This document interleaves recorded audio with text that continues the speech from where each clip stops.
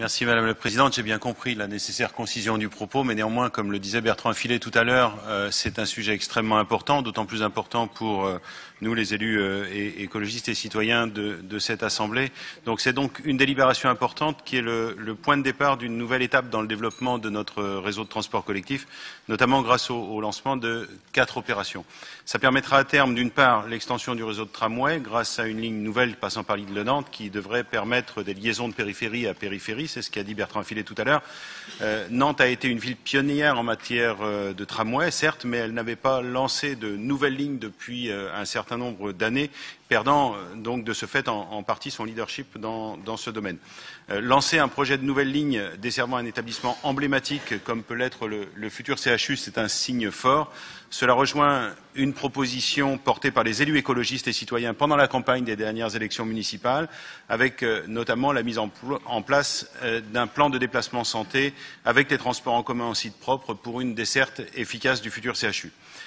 D'autre part, le respect des engagements de campagne pris lors de ces dernières élections municipales avec la réalisation d'une nouvelle phase de la connexion des lignes 1, ligne 2 de tramway.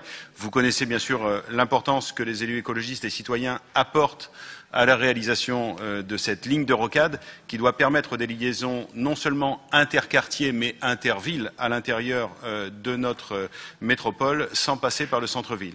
Cette rocade était déjà inscrite dans le schéma directeur des transports collectifs de 2002, imaginez, ça commence à faire longtemps. Elle a fait l'objet de nombreuses délibérations en conseil communautaire avec notamment en juin 2006, le bilan de la concertation publique préalable, l'approbation du programme ainsi que l'approbation quand même de l'enveloppe financière.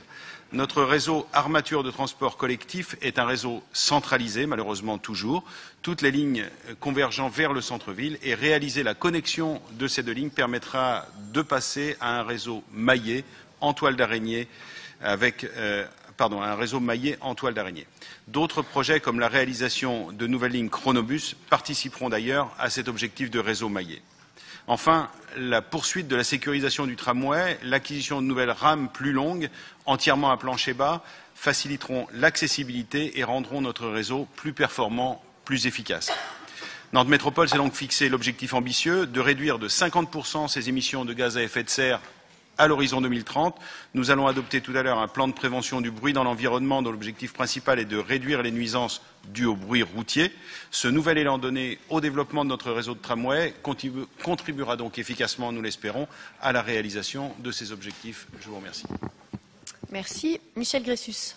Alors, juste pour le fun, je demande à mes collègues du groupe socialiste, radical, républicain et démocrate, vu que tout a été dit et que Bertrand Filet a parfaitement bien expliqué les tenants et aboutissants de cette délib, que je ne vais pas rajouter au concert de louanges en disant qu'effectivement, c'est un projet de délibération dont on va prendre toute la mesure avec des décisions majeures pour notre développement.